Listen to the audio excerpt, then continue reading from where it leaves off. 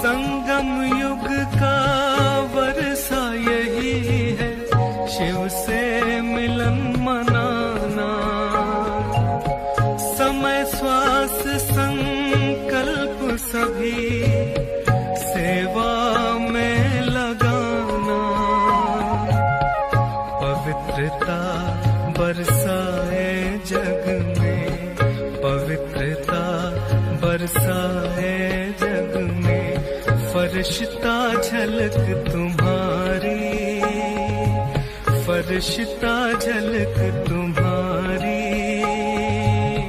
शिव पिता ने दी है तुमको, शिव पिता ने दी है तुमको श्रीमत कितनी प्यारी, श्रीमत कितनी प्यारी।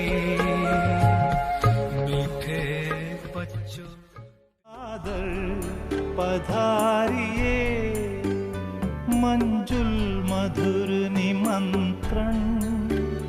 अंतःकरण से कण कण प्रभु आपको बुलाता, सादर पधारिए।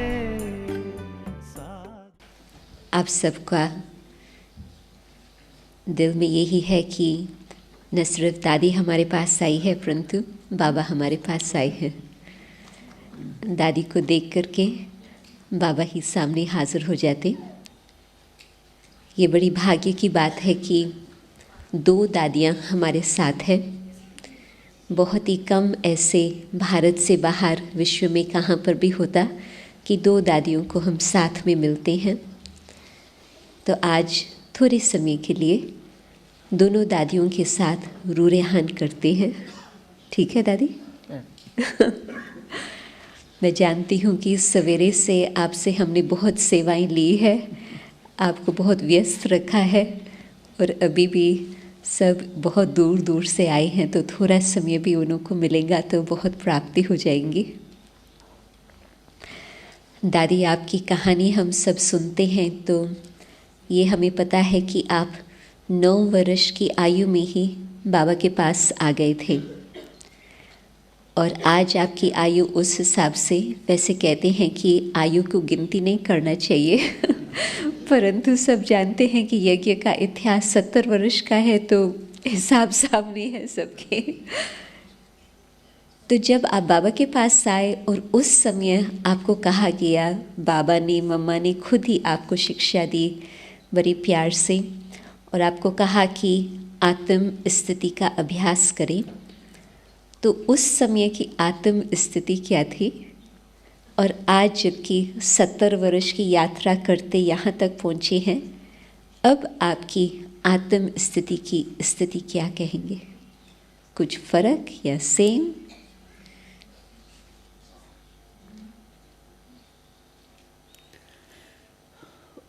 ओम शांति।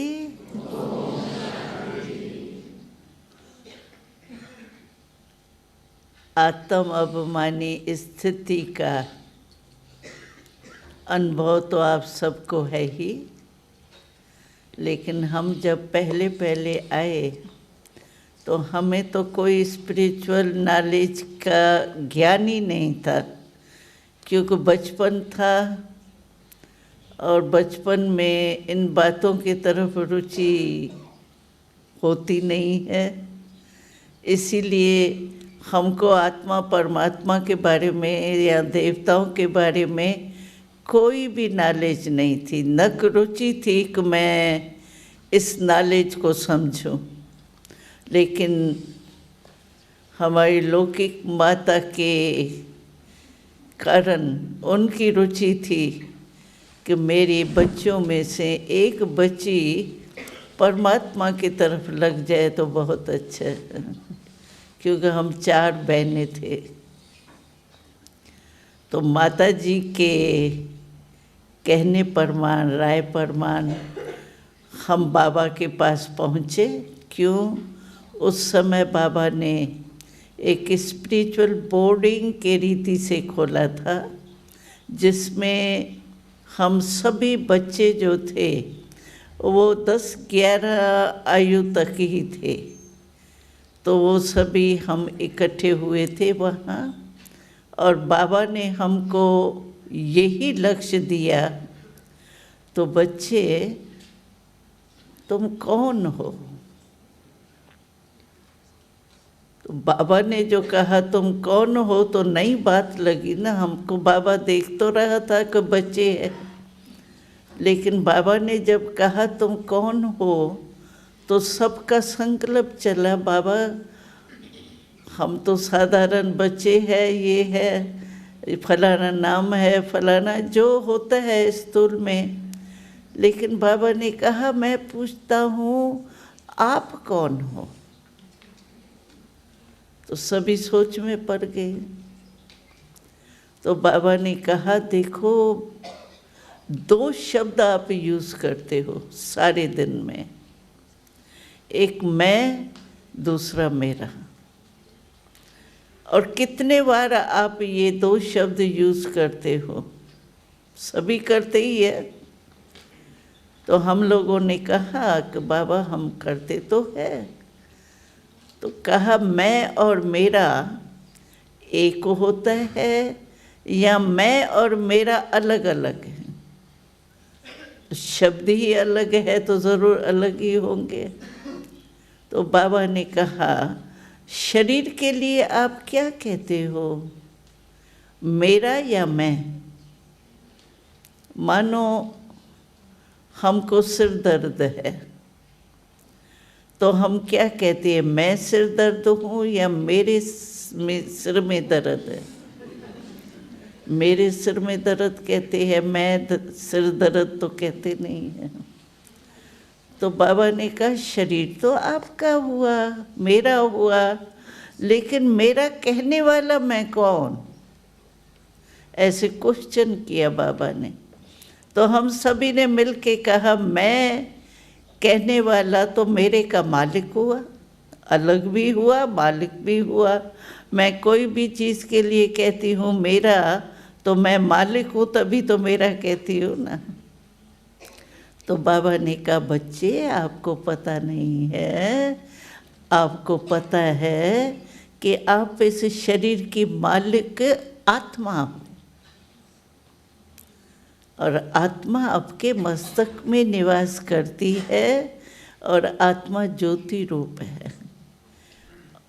ऐसे सभी आत्मा रूप है, और उस आत्मक रूप में आप देखेंगी, चलेंगी, तो आपको बड़ा नशा चढ़ेगा, रूहानी नशा, और बहुत खुशी होगी। और सब में आत्मा आत्मा देख करके आपकी स्थिति जो है ना वो बहुत डबल लाइट रहेगी। कुछ भी कोई करे लेकिन आपके मन में उसका प्रभाव नहीं पड़ेगा, बस आत्मक रूप में देखते। मैं कौन और मेरा कौन, और मुझे क्या करना? दादी जान के ने सिखाया हमको मंत्र से मरना। मैं कौन और मेरा कौन, और मुझे क्या करना? दादी जान के ने सिखाया हमको मंत्र से मरना। आपका ये मंत्र हमारे जीवन का है सार। 2 हंसों का जोड़ा, दादी जान की और गुलजार।